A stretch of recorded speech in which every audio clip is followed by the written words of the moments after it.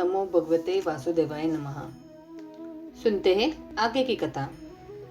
नारद जी ने पूछा, पिताजी, आप केवल मेरे ही नहीं सबके पिता, समस्त देवताओं से श्रेष्ठ एवं सृष्टि करता है।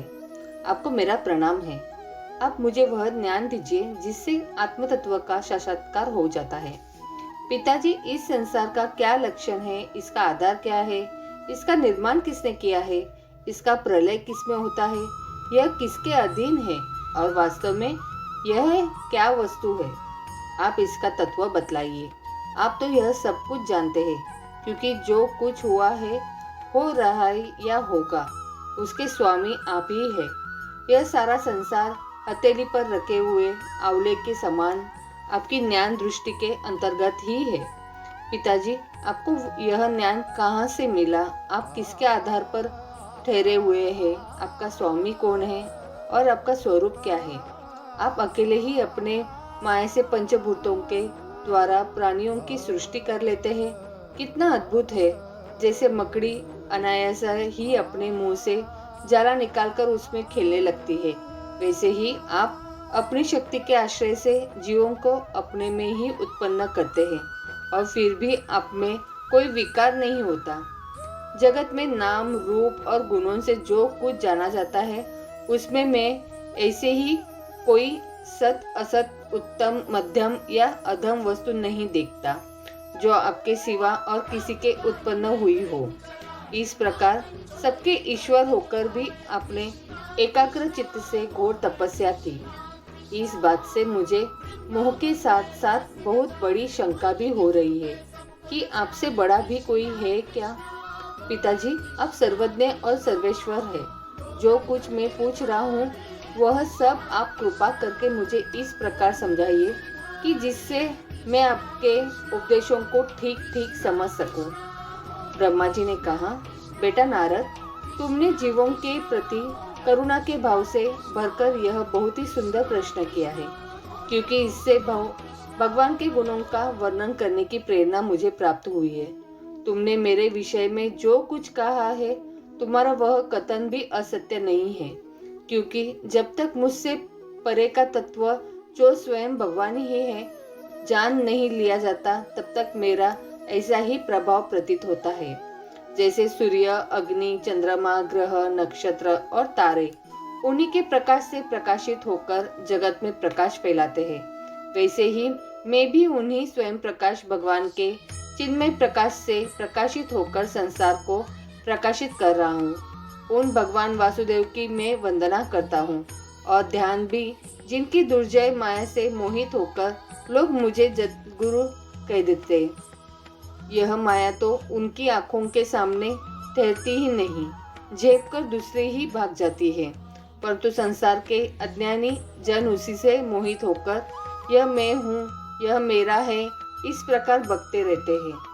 भगवत्स रूप नारद, द्रव्य, धर्म, काल, स्वभाव और जीव वास्तव में भगवान से भिन्न दूसरी कोई भी वस्तु नहीं है। वेद नारायण के परायण है, देवता भी नारायण के ही अंगों में कल्पित हुए हैं और समस्त यज्ञ भी नारायण की प्रसन्नता के लिए ही है, तथा उनसे जिन लोगों की प्राप्ति होती है वे भी नारायण में ही कल्पित है। सब प्रकार के योग भी नारायण की प्राप्ति के ही हेतु है। सारी तपस्या नारायण की ओर ही ले जाने वाली है। ज्ञान के द्वारा भी नारायण ही जाने जाते हैं। समस्त साध्य और साधनों का पर्यवसन भगवान नारायण में ही है। वे दृष्ट होने पर भी ईश्वर है, स्वामी है, निर्विकार होने पर भी सर्वस्व स्वरूप है। उन्होंने ही मुझे बनाया है और उनकी दृष्टि से ही प्रेरित होकर मैं उनके इच्छानुसार सृष्टि रचना करता हूँ। भगवान माया के गुणों से रहित एवं अनंत है। सृष्टि, स्थिति और प्रलय के लिए रजोगुण, सत्वगुण और तमोगुण, ये तीन गुण माया के द्वारा उनमें स्वीकार किए गए हैं। ये तीनों ही गुण द्रव्य, ज्ञान और क्रिया का आश्रय लेकर मायातीत नित्य मुक्त पुरुषों को ही माया में स्थित होने पर कार्य, कारण और कर्तनापन के अभिमान से बांध लेते हैं। नारद, इंद्रियातीत भगवान गुणों के इन तीन आवरणों से अपने स्वरूप को भली भांति ढक लेते हैं, इसलिए लोग उनको नहीं जान पाते। सारे संसार के और मेरे भी एकमात्र स्वामी वे ही है। मायापति भगवान ने एक से बहुत ही होने की इच्छा होने पर अपनी माया से अपने स्वरूप में स्वयं प्राप्त काल, कर्म और स्वभाव को स्वीकार कर लिया। भगवान की शक्ति से ही काल ने तीनों गुणों में शोक उत्पन्न कर दिया, स्वभाव ने उन्हें रूपांतरित कर दिया और कर्म ने महत्व तत्व को जन्म दिया। रजोगुण और सत्वगुण की वृद्धि होने पर महत्व का जो विकार हुआ उसे ज्ञान, क्रिया और द्रव्य रूप तमह प्रधान विकार हुआ, वह अहंकार कहलाया और विकार को प्राप्त होकर 3 प्रकार का हो गया। उसकी भेद है वैकारिक, तेजस और तामस। नारद जी वे क्रमशः ज्ञान शक्ति, क्रिया शक्ति और द्रव्य शक्ति प्रदान है।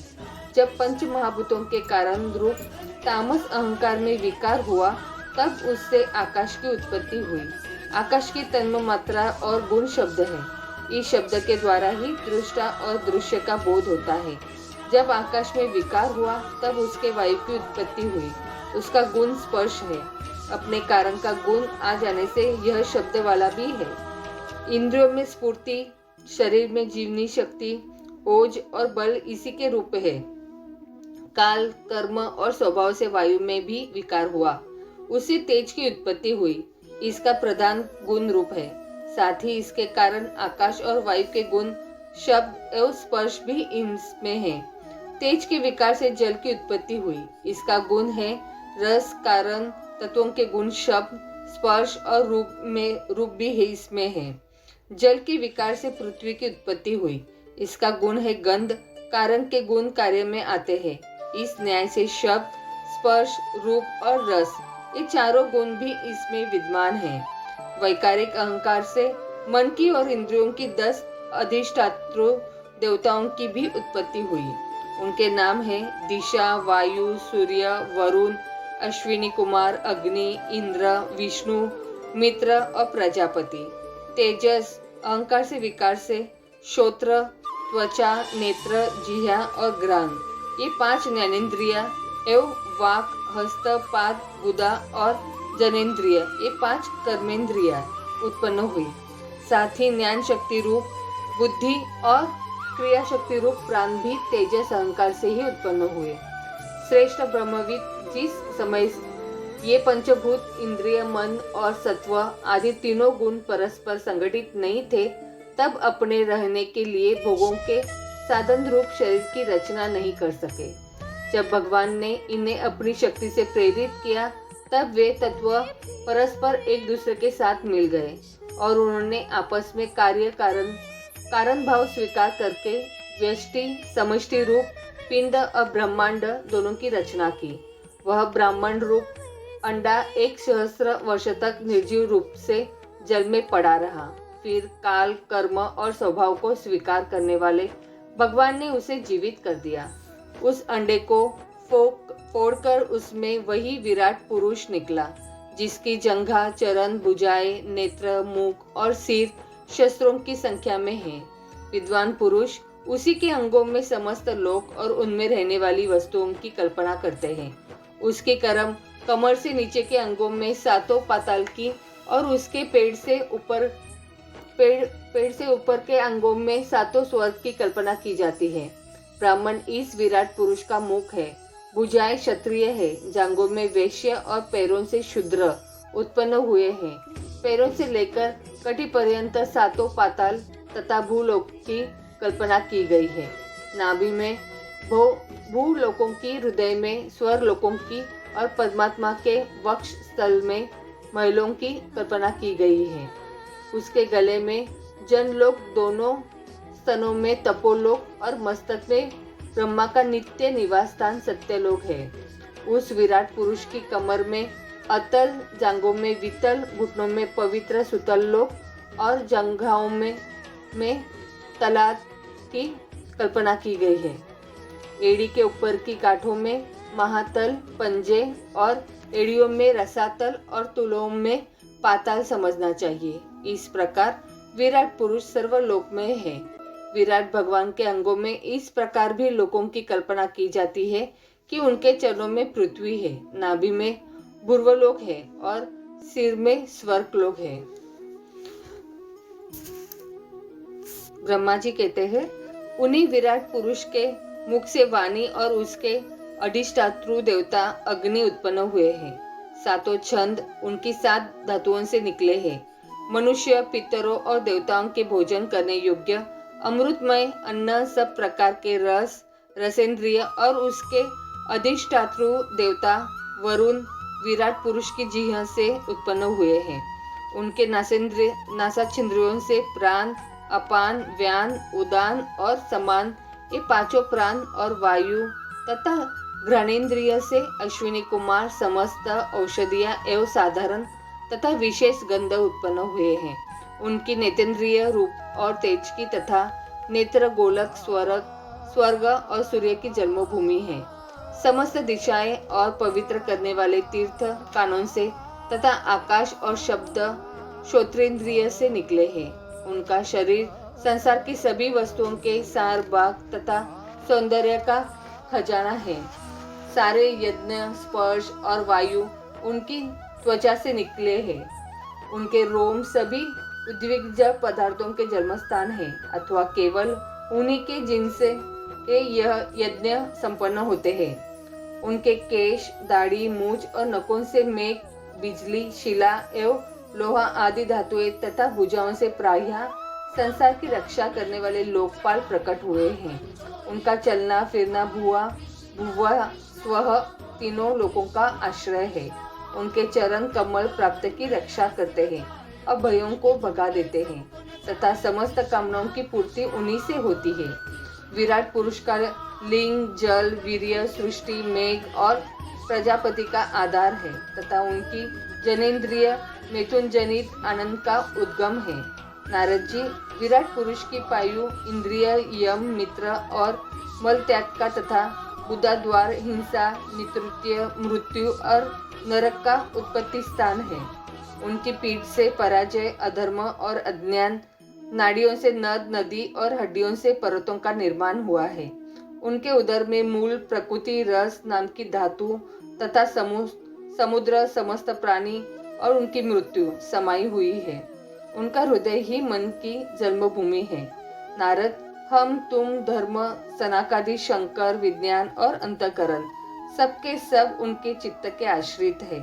मैं, तुम, तुम्हारे बड़े भाई सनकादि, शंकर, देवता, दैत्य, मनुष्य, नाग, पक्षी, मृग, रेंगने वाले जंतु, गंधर्व, अप्सराएं, यश, राक्षस, भूत, प्रेत, सर्प, पशु, पितर, सिद्ध, विद्याधर, चारण, वृक्ष और भी नाना प्रकार के जीव जो आकाश, जल या स्थल में रहते हैं, ग्रह, नक्षत्र, केतु, तारे, बिजली और बादल, ये सबके सब विराट पुरुष ही है।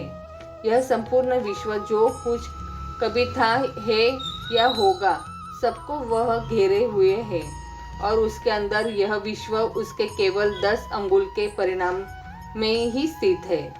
जैसे सूर्य अपने मंडल को प्रकाशित करते हुए बाहर भी प्रकाश फैलाते हैं, वैसे ही पुराण पुरुष परमात्मा भी संपूर्ण विराट विग्रहों के प्रकाशित करते हुए ही उसके बाहर भीतर सर्वत्र एक रस प्रकाशित हो रहा है।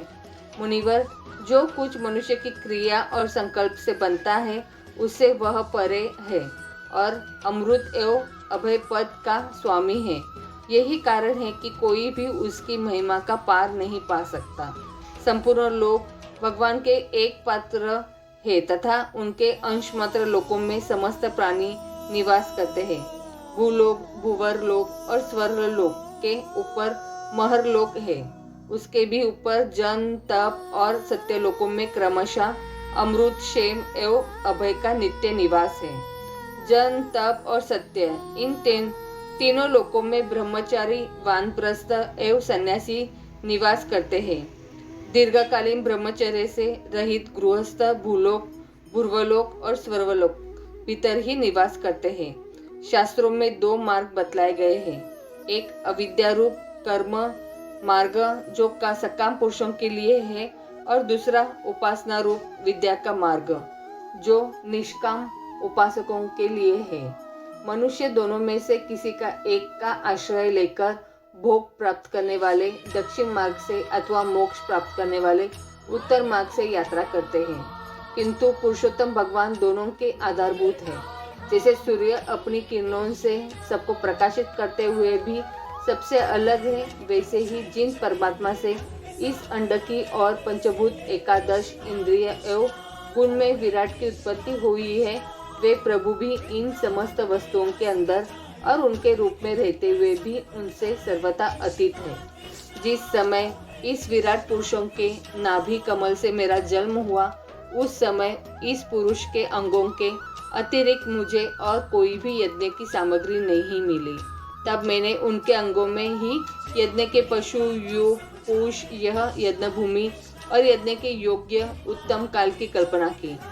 ऋषि श्रेष्ठ यज्ञ के लिए आवश्यक पात्र आदि वस्तुएं, जो चावल आदि औषधियाँ, घृत आदि स्नेह पदार्थ, छर, रस, लोहा, मिट्टी, जल, रूप, यजु, साम, चातुर्होत्र, यज्ञों के नाम, मंत्र, दक्षिणा, व्रत, देवताओं के नाम, पद्धति, ग्रंथ, संकल्प, तंत्र, गति, मति, श्रद्धा, प्रायश्चित और समर्पण, यह समस्त यज्ञ सामग्री मैंने विराट पुरुषों के अंगों से ही इकट्ठा की।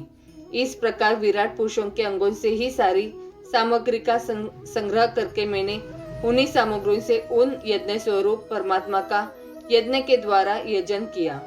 तदंतर तुम्हारे बड़े भाई इन 9 प्रजापतियों ने अपने चित्त को पूर्ण समाहित करके विराट एवं अंतर्यामी रूप से स्थित उस पुरुष की आराधना की।